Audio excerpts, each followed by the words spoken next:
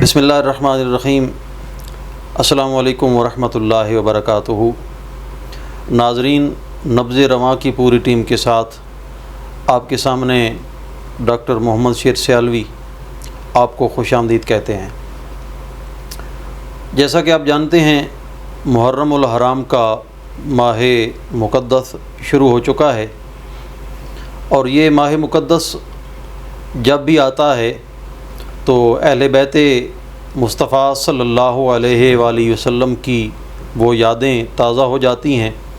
بالخصوص اہل بیت اطہار نے اور امام علی مقام نے جو اسلام کی خاطر اپنے گھر کی قربانیاں دی ہیں، اپنی جان کی قربانیاں دی ہیں، اپنے اہل و عیال کی قربانیاں دی ہیں، تو اس حوالے سے، اس ماہ مقدس کے حوالے سے گفتگو کرنے کے لیے ہمیشہ کی طرح ہمارے ساتھ تشریف رکھتے ہیں ممتاز و معروف عالم دین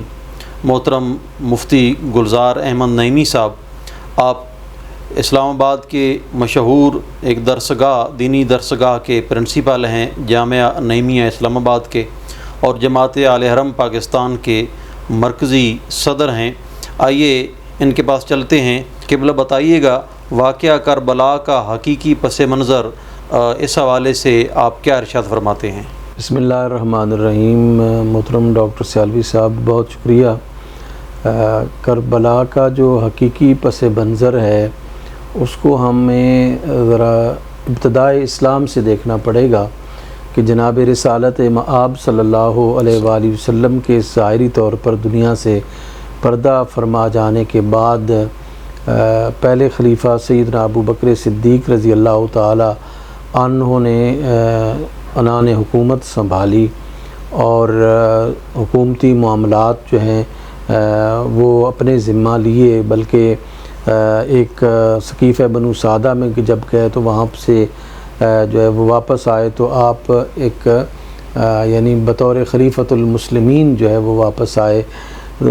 آپ رضی اللہ تعالی عنہ نے خلافت کو علی منہاج النبوہ چلایا۔ ایک وہ خلافت ہے جس کو ہم اس عنوان سے دیکھتے ہیں کہ جو بالکل منہج رسالت مآب صلی اللہ علیہ وآلہ وسلم پر ہے، اور وہ سیدنا ابو بکر صدیق رضی اللہ تعالی عنہ نے، سیدنا عمر فاروق رضی اللہ تعالی عنہ نے، اور سیدنا عثمان غنی رضی اللہ تعالی عنہ نے، مولا علی کرم اللہ وجہ الکریم نے، اور 6 ماہ حضرت امام حسن مجتبیٰ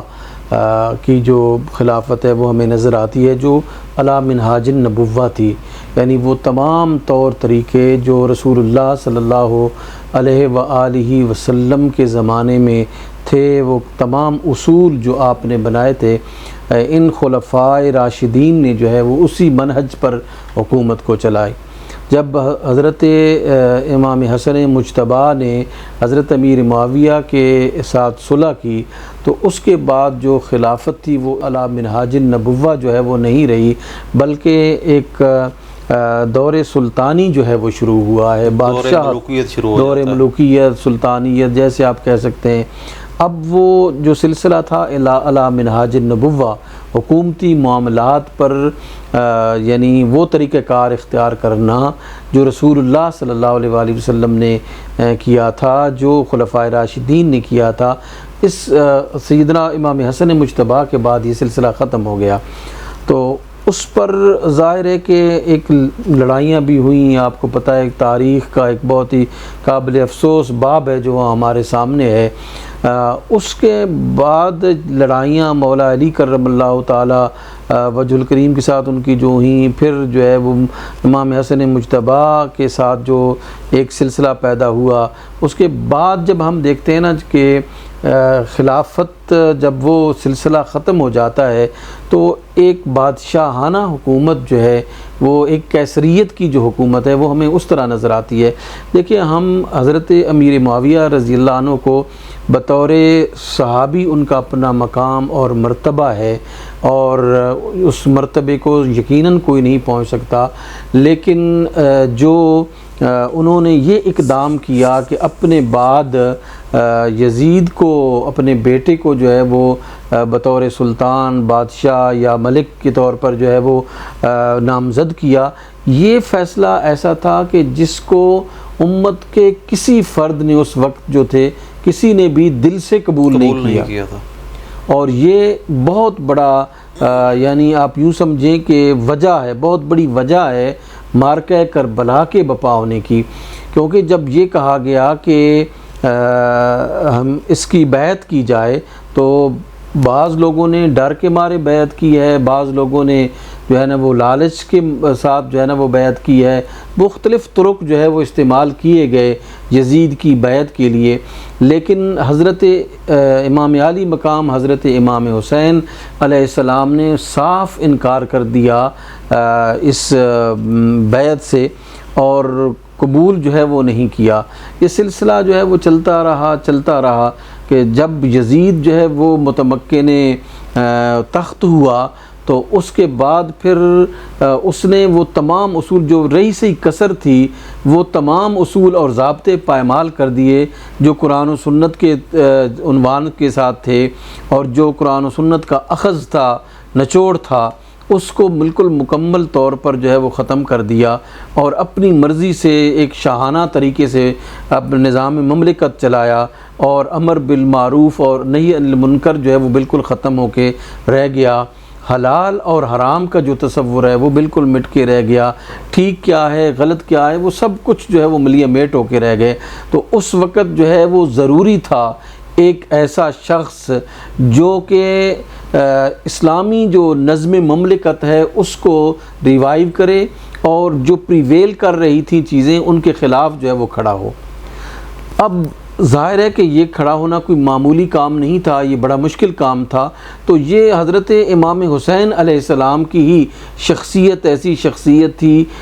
جو یہ کام کر سکتی تھی، اور آپ نے قیام فرمایا اس ظلم کے خلاف جو یزید جو ہے وہ اپنی رعایا پر کر رہا تھا، اس نظریے کے خلاف جو نظریہ اسلام کے برعکس جو ہے وہ اسلامی مملکت میں متعارف کرایا گیا تھا، اور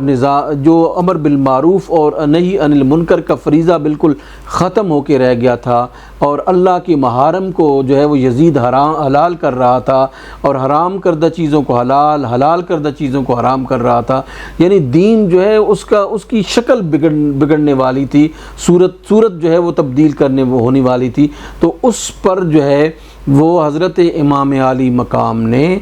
یہ قیام فرمایا کہ میں کم از کم جو ہے وہ بحیثیت ایک نمائندہ رسول، بحیثیت نواس رسول، بحیثیت فرزند رسول، اگر میں بھی خاموش ہو کر ان چیزوں کو برداشت کرتا چلا جاؤں تو پھر آنے والی نسلیں تو بالکل دین کو فراموش کر دیں گی۔ تو اصل جو محرک بنا وہ یہ تھا کہ یزید نے جو لادینیت کا ایک بازار گرم کر رکھا تھا اسلامی مملکت میں، اور اس پر زیادہ تر لوگ جو ہے وہ خاموش تھے، تو حضرت امام علی مقام نے اس کے خلاف قیام فرمایا، اور یوں یہ معرکہ کرب و بلا جو ہے وہ بپا ہوتا ہے۔ جی بڑا مختصر مگر جامع جواب دیا ہے ہمارے مہمان اسکالر مفتی گلزار احمد نعیمی صاحب نے۔ ناظرین، آج کا ہمارا یہ پروگرام نبض رواں اختتام کو پہنچا۔ انشاءاللہ حاضر ہوں گے اگلی کسی موضوع کے ساتھ، تب تک کے لیے اجازت دیں، بہت شکریہ۔